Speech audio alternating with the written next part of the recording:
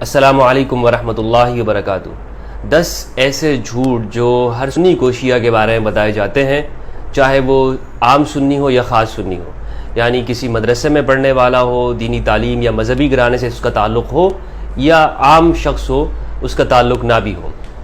میں نے ایسے لوگوں کو دیکھا ہے جو دیاڑی دار لوگ ہوتے ہیں ہمارے اہل سنت کے اندر، ہمارے ریلیٹڈز میں سے، ہمارے خاندان میں، کہ جن کو دین کے بارے میں کچھ معلومات نہیں ہوتی، ان کو کچھ پتہ نہیں ہوتا سوائے نماز روزہ کے کہ بھائی 5 ٹائم نماز پڑھنی ہے، حلال، اتنا ان کو معلوم ہوتا ہے، لیکن یعنی جن کو دین کی گہرائی کا علم نہیں ہے، وہ لوگ بھی جب بات ان سے آپ کر رہے ہوں تو وہ آپ کو بتائیں گے کہ شیعہ کے بارے میں کہ یہ لوگ تو یہ کیوں کافر ہیں، وہ آپ کو اس کی ساری وجوہات بتا رہے ہوں گے، تو آپ کو سن کے بڑی حیرت ہو رہی ہوگی۔ تو ایسے لوگوں کے ساتھ جب میں بیٹھا ہوں اور اپنے رشتہ داروں میں، دوست احباب کے اندر، عام لوگوں میں، تو میں نے ان سے جو باتیں سنی ہیں، مثلا ایک شخص سے میں نے یہ بات سنی کہ میں نے اس سے کہا کہ تم نے آپ کے بچے کس اسکول میں پڑھتے ہیں؟ تو انہوں نے کہا کہ پہلے وہاں پڑھتے تھے، تو وہاں سے میں نے نکال کے دوسرے اسکول میں ڈالا۔ تو میں نے وجہ پوچھی کہ اس اسکول سے کیوں نکالا آپ نے؟ تو اس نے کہا کہ وہاں کا جو پرنسپل تھا نا وہ شیعہ تھا۔ تو میں نے کہا تو کیا ہوا؟ تو کہنے لگا کہ نہیں، شیعہ تو ایسے کرتے ہیں، یعنی شیعہ مسلمان نہیں ہے۔ پھر اس کی بہت ساری وجوہات اس نے بتائی۔ میں نے کہا آپ کو کس نے بتایا؟ تو پھر اس نے کہا کہ ہمارے گھر میں جو قاری صاحب آتے ہیں، تو قاری صاحب نے بتایا کہ جی یہ مسلمان نہیں ہوتے، تو اس طرح میں نے نکال دی۔ تو یہ جو ساری وہ باتیں ہیں، ان میں اٹھنے بیٹھنے کے بعد لوگوں میں جو عام لوگوں کے دماغ میں بھری جاتی ہیں، اور یہ وہ چیزیں ہیں جس سے ہم خود بھی گزرے ہیں اور ہمیں بھی بتائی جاتی رہی ہیں۔ یہ چند چیزیں ہیں جن کو میں نے شمار کیا ہے، تقریباً 10، جن کو میں نے 10 جھوٹ کا نام دیا ہے۔ یہ 10 بہانے کے لیں یا 10 جھوٹ کے لیں، یہ وہ 10 چیزیں ہیں جو عام سنی کو بتائی جاتی۔ سب سے پہلی تو یہ بات ہے، آپ کسی بھی شیعہ کے بارے میں پوچھیں گے نا سنی سے، تو وہ کہتے ہیں کہ یہ شیعہ لوگ جو ہے نا، یہ حضرت علی کو خدا مانتے ہیں، یعنی شیعہ لوگ حضرت علی کو اللہ سبحانہ و تعالیٰ سے، نبی اکرم صلی اللہ علیہ وآلہ وسلم، قرآن مجید، ہر ایک سے بڑھ کر وہ حضرت علی کو مانتے ہیں، گویا کہ حضرت علی کی پوجا کرتے ہیں معاذ اللہ۔ یہ بات بتائی جاتی ہے کہ گویا شیعہ لوگ وہ علی کو ہی سب کچھ مانتے ہیں۔ سب کچھ سے مراد کہ وہ خدا بھی مانتے ہیں، اللہ بھی مانتے ہیں، رب العالمین وغیرہ بھی۔ یہ ایک عام تصور ذہن میں بٹھایا جاتا ہے۔ اور ان سے پوچھے کہ ایسا کیوں؟ تو وہ کہتے ہیں کہ جی دیکھیں ان کی ہر بات کے اندر یا علی مدد لکھا ہوتا ہے یا علی سے مدد مانگ رہے ہوتے ہیں۔ تو یہ تصور دینے کی کوشش کی جاتی ہے کہ علی سے مدد مانگ رہے ہیں، مدد تو اللہ سے مانگنی چاہیے، تو یہ علی کو اللہ سے بڑھا دینا ہوا۔ پہلی بات تو یہ ہے، یہ وہ جھوٹ ہے جو بولا جاتا ہے۔ دوسرا جو ہے وہ یہ ہے کہ جیسے عام طور پر ان کے جو عقائد کے حوالے سے کہ جی یہ سنی کو جو ہے نا، وہ کسی بھی سنی کو مارنا یہ ثواب سمجھتے ہیں، اس کو نقصان پہنچانا۔ کوئی بھی شخص سنی ہو تو ان شیعہ کی اور سنی کی آپس میں دوستی اس لیے نہیں ہو سکتی کہ بھائی سنیوں کے بارے میں ان کا یہی خیال ہے کہ ان کو نقصان پہنچاؤ۔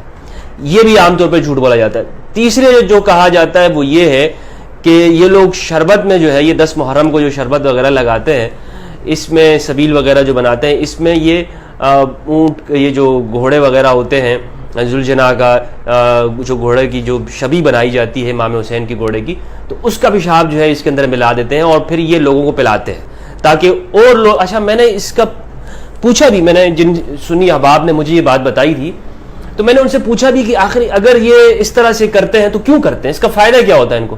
تو کہتے ہیں جی یہ اس طرح کرتے ہیں، وہ اس گھوڑے کا جو پیے گا نا تو وہ بھی شیعہ ہو جائے گا۔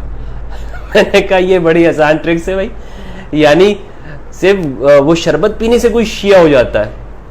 تو ایک تو یہ جھوٹ یہ لوگ بولتے ہیں، پھر جب ہم نے قریب میں دیکھا تو ایسا کچھ نہیں ہے، ہم نے خود بھی پھر بنانا شروع کر دیا الحمدللہ۔ چوتھی جو بات ہے وہ یہ ہے کہ یہ لوگ گھوڑے کی پوجا کرتے ہیں، اور کچھ تصویریں ایسی دکھائی جاتی ہیں کہ جس میں لوگ ذوالجناح کی تعظیم کرتے ہیں اور اس کا وہ فلسفہ ہے ان کے ہاں، لیکن یہ ایک جھوٹ کر کے یہ پیش کیا جاتا ہے کہ جی یہ لوگ گھوڑے کی پوجا کرتے ہیں۔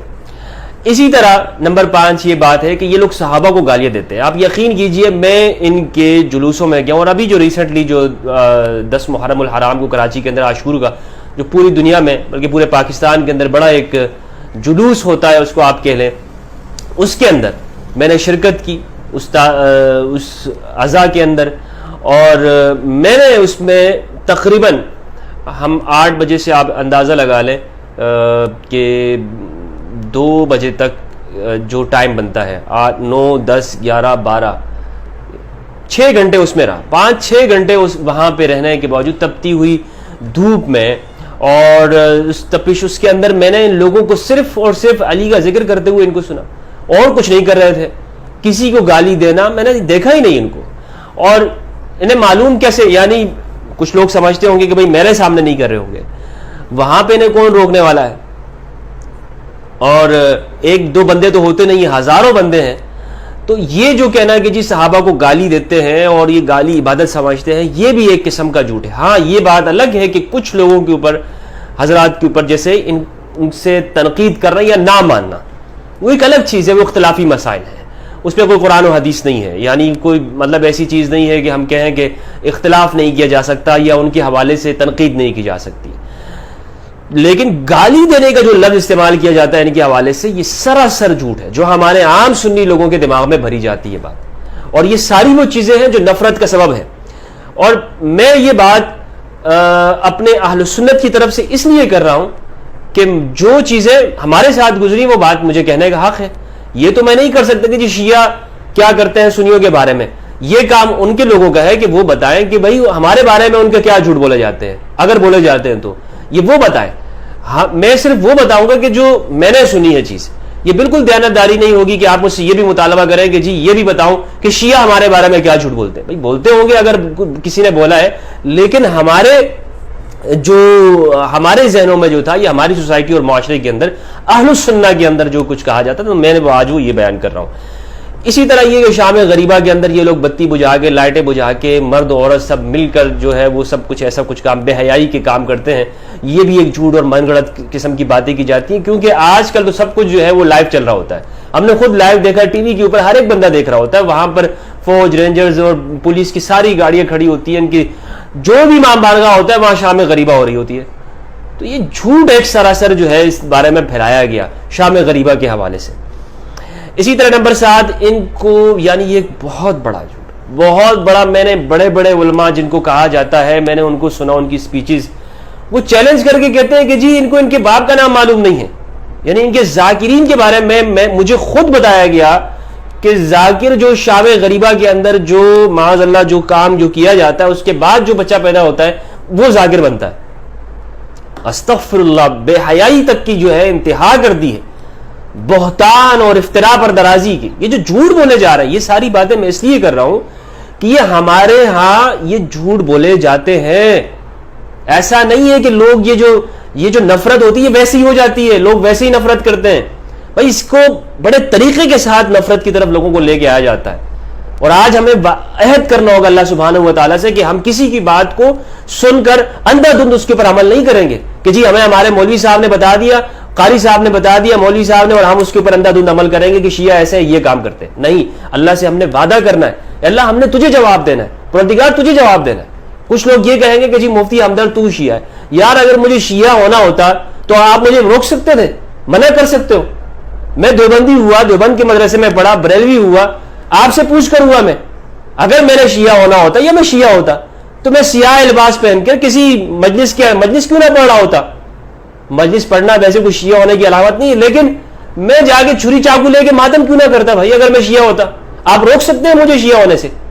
اب میں آپ سے صحیح بات بتا رہا ہوں، خدا کی قسم جس دن میرا دل مطمئن ہوا میں اعلان کروں گا کہ میں شیعہ ہوں. اور شیعہ شیعہ علی کے معنی میں نہیں، جو مروج شیعہ ہے، فقہ جعفریہ جس کو کہتے ہیں، میں اعلان کر دوں گا. کیا میں آپ سے خوف کھاتا ہوں؟ اتنی باتیں کرتے ہوئے آپ سے نہیں ڈرا، میں تکفیریوں سے نہیں خوف کھایا میں نے، لیکن میں کیا اس بات سے خوف کھا جاؤں گا کہ دنیا کیا کہے گی کہ جی میں شیعہ ہوں کہ نہیں ہوں. جس دن میں نے اعلان کرنا ہوا نا، میں کہہ دوں گا کہ میں شیعہ ہوں. لیکن جب میں ہوں نہیں تو مجھے آپ کی باتوں کا فرق نہیں، اور نوٹس بھی نہیں لیتا ہوں میں آپ کی باتوں کا. تو یہ مطلب یہ جو ساری جو باتیں کی جاتی ہیں یہ سراسر جھوٹ ہے، یہ سراسر جھوٹ ہے. اسی طرح کہتے ہیں کہ جی یہ لوگ تقیہ کرتے ہیں. اب تقیہ جو ہے ایک اصطلاح ہے، یعنی تقیہ کرنا، ہمارے پاس ہم سنی بھی تقیہ کر رہے ہوتے ہیں، ایسا نہیں کہ ہم تقیہ نہیں کرتے، بہت سارے معاملات کے اندر ہم تقیہ کر رہے ہوتے ہیں. تقیہ ایک شرعی اصطلاح ہے، قرآن مجید کے اندر ہے، اس جگہ جگہ پر حکم ہے. یعنی حضرت عمار بن یاسر رضی اللہ تعالیٰ عنہ کو آپ صلی اللہ علیہ وآلہ وسلم نے اجازت دے دی.